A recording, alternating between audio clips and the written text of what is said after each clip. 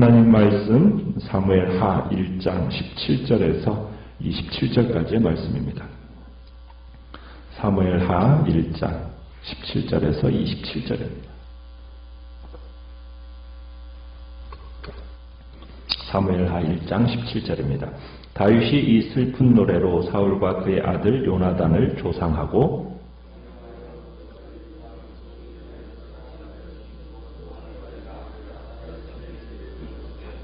이스라엘아 내 영광이 산 위에서 죽임을 당하였도다. 오호라 두 용사가 엎드러졌도다.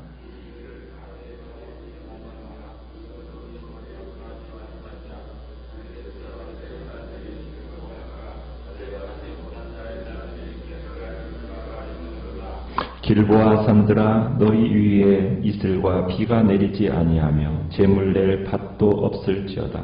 거기서 두 용사의 방패가 버림바 됨이니라. 곧 사울의 방패가 기름 부음을 받지 아니함같이 됨이로다.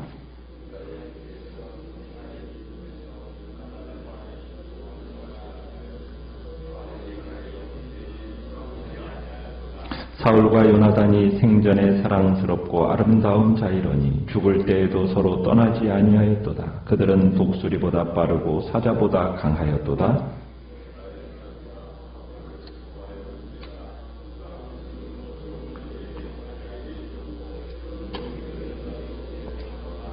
오호라 두 용사가 전쟁 중에 엎드러졌도다. 요나단이 내 산 위에서 죽임을 당하였도다.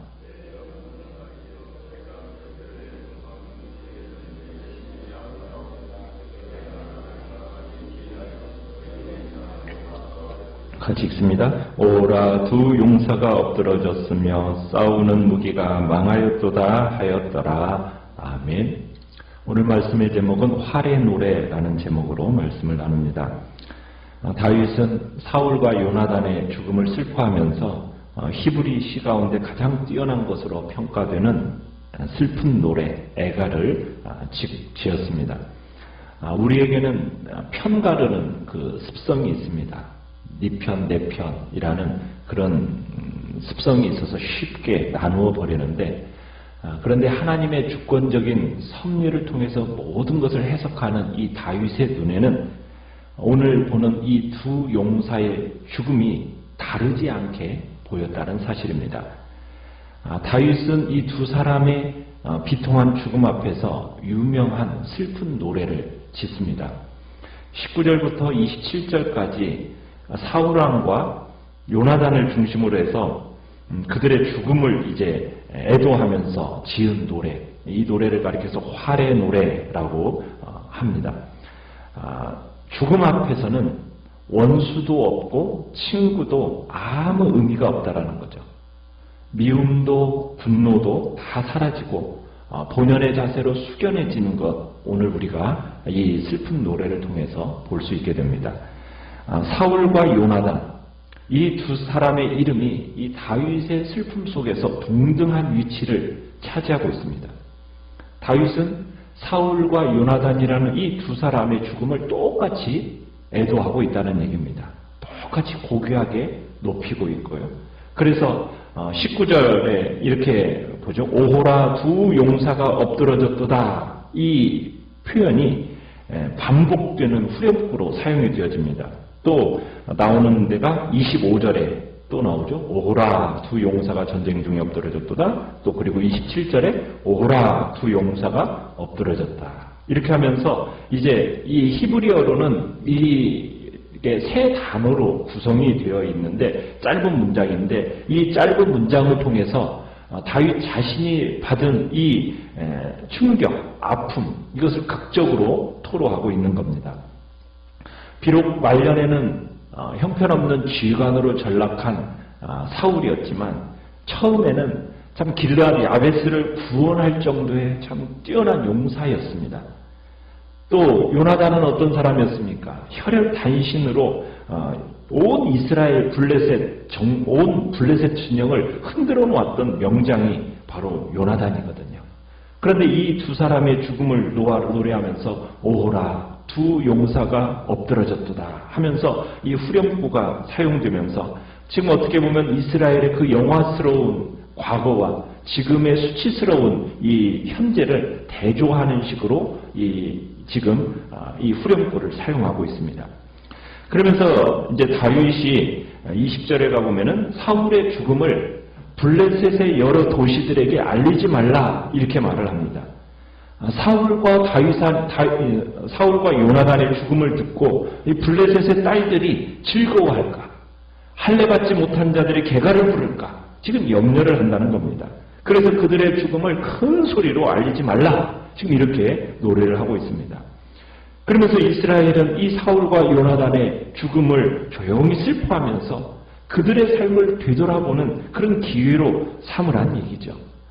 사울과 요나단의 죽음을 막지 못한 21절의 길보아산, 이 길보아산을 향해서는 불모지가 되도록 저주를 내립니다. 사울과 요나단의 죽음을 막지 못한 이 길보아산이요, 이슬과 비가 내리지 않아서 하나님께 바칠 제물도 생산하지 못하는 땅이 되리라, 이런 식으로 저주까지 하고 있어요. 왜냐하면 길보아산이 이 두 용사의 방패가 버려진 땅이 되었기 때문에, 사울의 방패가 기름으로 닦여지지 않은 방패처럼 그의 주인을 지켜주지 못했기 때문에 이 길보아산을 저주를 합니다. 그러면서 다윗은 사울과 요나단의 죽음에 대해서 매우 장렬한 용사들의 최후로 묘사를 해주고 있습니다. 22절에 보면 죽는 순간까지도 비굴하지 않았다는 거예요. 죽는 순간까지도 용맹스러웠다는 거죠. 그 모습들을 어디에 비교하고 있냐면 독수리와 사자에 23절에 보면 비교하고 있어요. 그러니까 22절에서 죽은 자의 피를 보고도, 용사들의 찢긴 몸에서 내리는 기름기를 보고도 요나단의 활은 뒤로 물러서지 않았고, 사울의 칼은 아무도 찌르지 않은 채 주인에게로 돌아오는 법이 없을 정도로 그만큼 사울은 싸울 때마다 큰 전공을 세웠다. 그래서 요나단의 활, 사울의 칼, 이 죽음이 지배하는 그 전장터에서 혁혁한 전과를 올렸다 하면서 지금 이제 그들 둘을 높이고 있죠. 그리고 사울과 요나단에 대해서 23절에서는 아름답고 사랑스러운 품성을 찬양을 합니다. 그들은 생전에도 서로를 사랑했는데 죽을 때에도 서로를 떠나지 않았다 하면서 실로 독수리보다 빠르고 사자보다 강했다라고 표현을 합니다. 그러면서 다윗은 이제 24절에서는 이스라엘 딸들로 하여금 사울을 위해 슬픈 조가를 부르도록 요청을 합니다. 사울의 치적이 어떤 치적이었느냐? 이스라엘의 딸들에게 부귀와 영화를 상징하는 붉은 옷을 화려하게 입혀줬다는 거예요. 또 금 놀이개를 그들의 옷에 채워줬다는 거죠. 그러니까 사울이 통치하는 그 시기는 경제적으로 번영하는 시기였다는 거죠. 그래서 이스라엘 여인들의 옷 맵시가 크게 향상되었음을 이렇게 얘기를 하고 있는 겁니다. 그리고는 26절에 내 형 요나단이여 하면서 이제 나를 사랑함이 기이하여서 여인의 사랑보다도 더하였다. 그러니까 요나단은 자기 친형보다도, 다윗에게서는 친형들보다도 더 따뜻한 사람이었고, 또 하나님의 섭리에 순종하는 것이 무엇인지를 자신의 삶에 통해 가르쳐준 사람이 바로 요나단이었다는 거죠. 그러면서 이 요나단은 자기의 생명을 무릅쓰면서까지도 다윗을 매우 각별하게 사랑했고 도와줬던 사람. 그래서 다윗은 이 요나단의 사랑에 매우 감사했죠. 끈끈한 사랑, 그리고 염려로 자신을 당한 그 세상 어떤 여인의 사랑보다도 더 진하고 고귀했다라고 회고를 하고 있는 겁니다. 그런데 그런 그가 죽었다는 거예요. 그러면서 다윗은 이 순간 오열을 하고 있는 겁니다.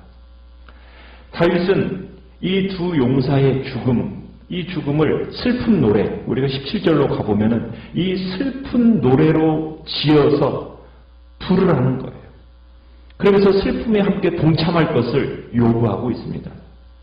어떻게 보면 이 다윗의 이 애통이 사회적인 파장이 되어서 나라의 슬픔이 되도록 이 노래가 남겨지게 된 겁니다. 그런데 슬픔, 여러분 이 슬픔이라는 것이 신학적으로 중요한 이유가 무엇일까요?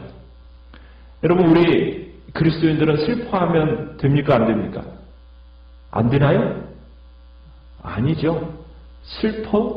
있어야 돼요. 슬픔이 있어야 돼요. 왜냐하면 이 슬픔이라는 것은 우리 인간에게 있는 감정이거든요.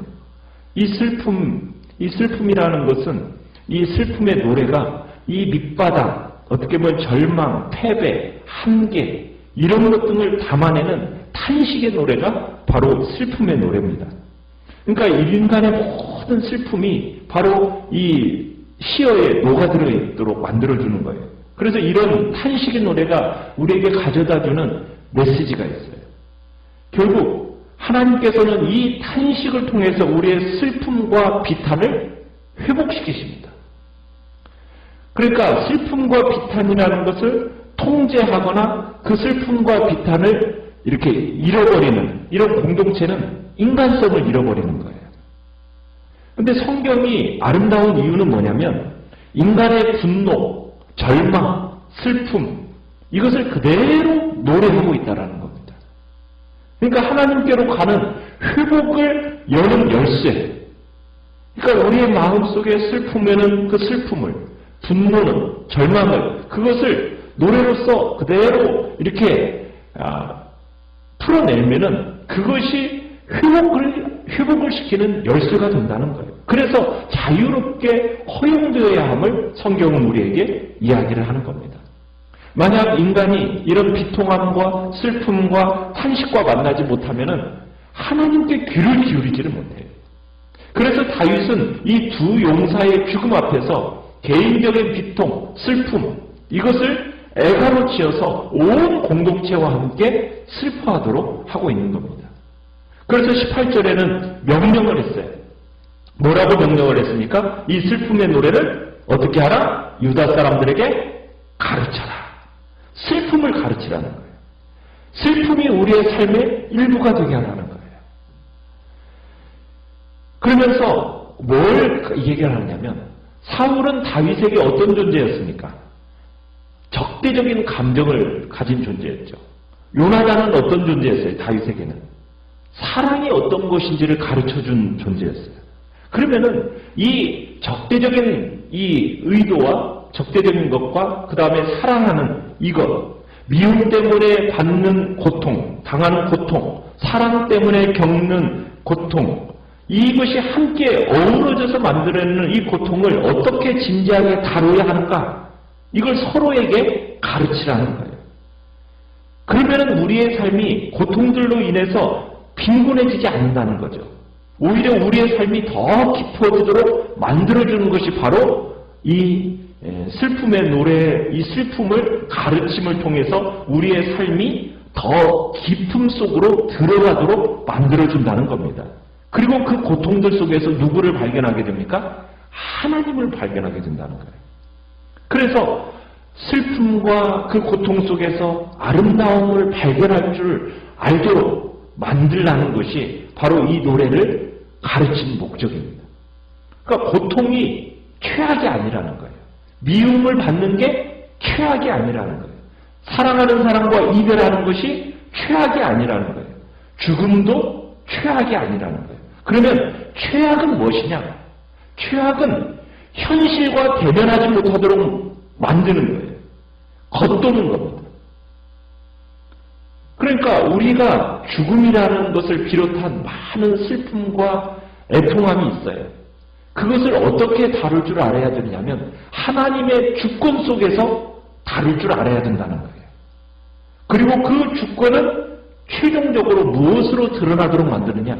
부활로 드러나게 될 것을 우리로 하여금 이제 그 슬픔을 통해서 우리가 승화시켜서 우리의 마음을 하나님께로 올려드리는 그런 일을 하도록 만드는 것이 바로 이 슬픔의 노래입니다. 사울은 다윗을 혐오하고 추격하고 죽이려고 했습니다. 그래서 광야 시절 내내 다윗은 사울의 직무가 지배하는 그 세상 속에서 살았어요. 위험, 역경, 외로움, 상실 모두 누구 때문이었습니까? 사울 때문이었어요.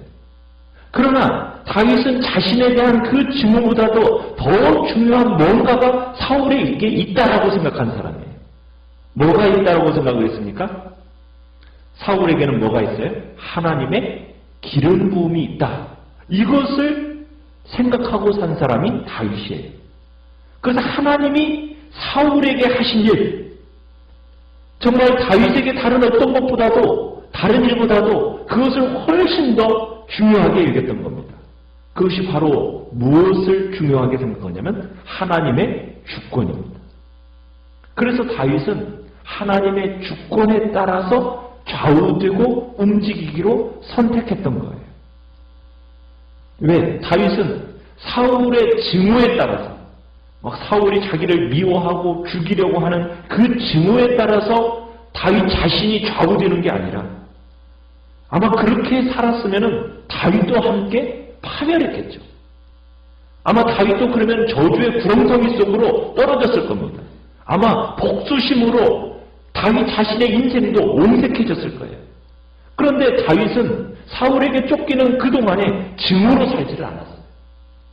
그 대신에 어떻게 살았습니까? 기도를 통해서 자신의 고통과 분노를 하나님께 맡겨드렸죠. 그러니까 사울의 증오는 다윗을 옹색하게 만들지 않았어요. 대신에 다윗을 어떤 사람으로 만들어줬습니까? 크고 넉넉한 사람이 되도록 만들어줘 버렸어요. 그래서 오늘 이 다윗의 이 슬픔의 노래가 굉장히 관대함이 넘쳐 흐르는 것을 보게 돼요. 그죠? 사울과 요나단을 동등한 위치에 딱 올려놓으면서 동등한 모습으로 존경하고 높이고 고귀한 사람으로 사울을 만들어내는 거예요. 이게 지금 다윗이 자기를 죽이려고 하고 자기에 대해서 그렇게 어렵게 만들었던 사람에 대한 넉넉한 마음이 이 그의 죽음 앞에서 애가로서 슬픔의 노래로 만들어내면서 다윗이 정말 나타냈던 그의 인생이, 살아왔던 인생이 무엇인지를 우리에게 보여주는 것이다라고 우리가 볼 수 있는 겁니다. 우리는 사람들을 대할 때 과연 나에 대해서 증오, 정말 혐오하는 그런 사람들 앞에서 우리는 어떠한 마음으로 대하는가? 그것이 우리의 삶을 좌우한다는 사실이 우리는 오늘 다윗의 그 슬픔의 노래를 통해서 보게 되는 것입니다. 오늘 우리는 우리에게 찾아오는 슬픔을 어떻게 처리하며 살아갈 것인지, 오히려 하나님 앞에서 그 슬픔과 피해를 어떻게 정화시켜 나갈 것인지를 우리가 주님 앞에서 생각하고, 또 주님 앞에서 우리가 하나님의 그 주권을 믿고 신뢰하면서 그 모든 환경 속에서 정말 하나님의 위로의 손길을 맛보면서 모든 그 슬픔들을 이겨내는 복된 자리에 우리 모두가 있기를 간절히 축원합니다. 말씀을 생각하면서 기도하시고요. 연약한 우리의 지체들을 위해서 기도해 주시기 바랍니다. 주께서 하나님의 놀라운 은혜와 풍성함의 역사가 우리 안에 나타나기를 소원하면서 이 시간 주여 우리 세 번 부르짖으면서 합심해서 기도하겠습니다.